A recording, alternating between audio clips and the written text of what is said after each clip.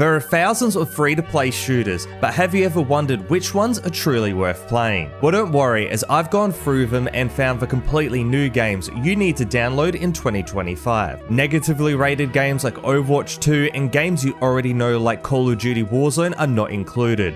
Only the best new games have made it onto this list. This is Undercover Dudes, and these are the top 10 new, free first-person shooter games to play right now. Let's get straight into it.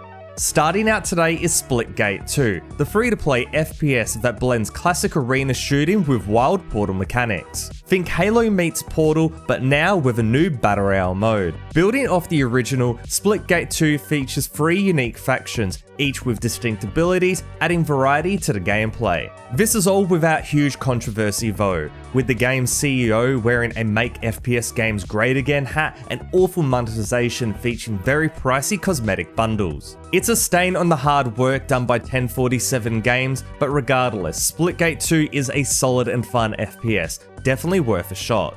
Next today is Frontline Inferno, a fast-paced World War II inspired FPS that doesn't overcomplicate things. In this game, you pick a side and jump straight into large-scale arcade-style battles. It's straightforward and to the point. It feels like a blend of Polygon and classic Battlefield, with fast respawns, customizable loadouts, and hectic no-frills combat with no bloated progression or grind. It's clearly still in development and missing some polish, but the core gameplay is tight and the action is constant. Maps are open and chaotic, the weapons hit hard, and the game's pace keeps things interesting, especially if you're just looking to jump in and blow some stuff up. It's not a game that's trying to be a live service juggernaut, just a fun, lightweight shooter that runs on anything and delivers instant action. Next up is Rose, a brutal roguelite arena shooter that's as stylish as it is savage. The core mechanic, sacrificing your own body parts to unlock new weapons and abilities. It's a bold risk-reward system that makes every upgrade feel earned and a little unsettling. In this game though, you'll fight through 60 procedurally generated arenas across 5 regions, each ending in a unique boss fight. The combat is fast and bloody, with retro-inspired pixel visuals that contrast beautifully against the chaos on your screen. There's also a deep weapon upgrade system and over 20 boosts to customize your build. If you're into intense, stylish indie shooters with a dark twist, Rose is absolutely worth your time.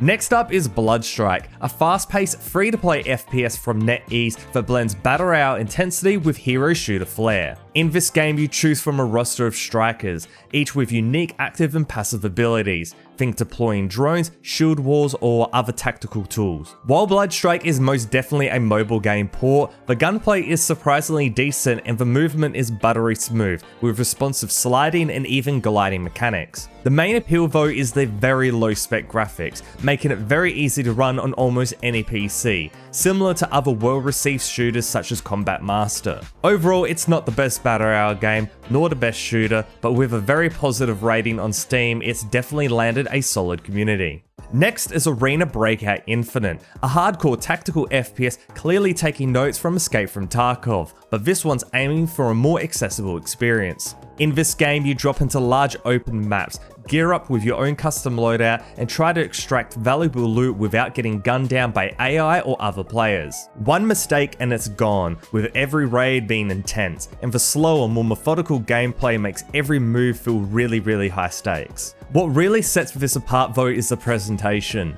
The gun animations and sound design are top tier, making every shot, reload and footstep feel weighty and real. There's also a detailed weapon modding system that lets you tweak just about everything. While it's not hiding its Tarkov influence, Arena Breakout Infinite feels like a more polished, free-to-play alternative for players who like that extraction loop but want something different. Next up is Fortnite Ballistic, a 5 vs 5 tactical FPS mode that brings full-on Counter-Strike energy into the Fortnite universe.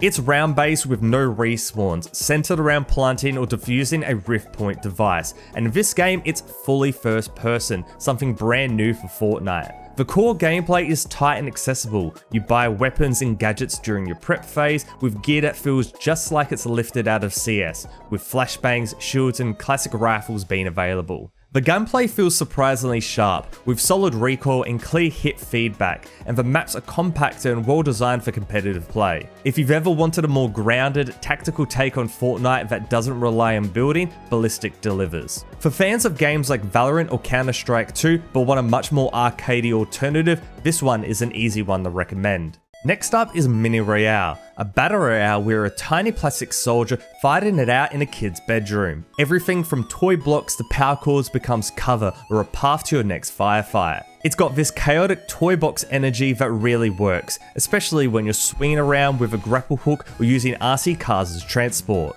Movement is super dynamic, which makes every match feel fresh, especially with 50 players zooming around. You can squad up or go solo, and there's plenty of cosmetic customization if you want to make your soldier stand out. Sure, it's still in early access, so the bugs are here and there, but the gameplay loop is fast, fun, and doesn't take itself too seriously. If you're into shooters with some creativity and nostalgic vibe, Mini Royale is one of the most fun free-to-play FPS games you can play right now. Next up is Strinova, a third-person tactical shooter with a unique anime aesthetic. Taking inspiration from games like Valorant and Rogue Company, it brings a fresh mechanic to the table, the ability to seamlessly switch between two-dimensional and three-dimensional forms. This opens up creative movement options and adds a strategic layer to matches, making it more than just a competitive shooter. The gameplay feels polished, with tight controls and varied combat scenarios that keeps things interesting. Visually, it stands out with its vibrant art style, appealing to fans of anime and stylish shooters alike. With this also comes with very low system specifications, only needing a Core i3 and a GT 730 graphics card. While Strinova doesn't really reinvent the genre, nor is it technically a full first-person shooter, I thought it was worth including on this list as it's still a very decent game. Next today is Delta Force, the series that is back with a modern twist, offering a free-to-play tactical FPS built on Unreal Engine 5. It packs in 3 main modes: Havoc Warfare, a massive 32 vs 32 battlefield with vehicles and team-based tactics, Hazard Operations, a high-stakes extraction shooter, and a revamped Black Hawk Down campaign, featuring both solo and co-op play. The game emphasizes competitive balance with no pay-to-win mechanics and a dedicated anti-cheat system. While it's still only 6 months after release and a few elements could use some polish, Delta Force shows a lot of promise, especially for fans of classic tactical shooters. The game does have its issues with cheaters, bots, and queue times, but these can be somewhat ignored because the game is quite decent. Overall, if you're into large-scale warfare mixed with tight objective-driven skirmishes, this revival of a legendary franchise is definitely one to keep your eye on. Next up is Frag Punk, a 5v5 hero shooter that throws traditional rules out the window. Each round, teams select from randomized card that can completely flip the match, and this is its core offering. The central mode, Shard Clash, is a bomb planting setup similar to CS or Valorant, but with a twist: no economy system. The gunplay is sharp, with satisfying recoil and movement that feels like a blend of Valorant precision and Apex speed. While some players have criticized its monetization model, FragPunk's gameplay is undeniably fresh, and the game is really worth playing.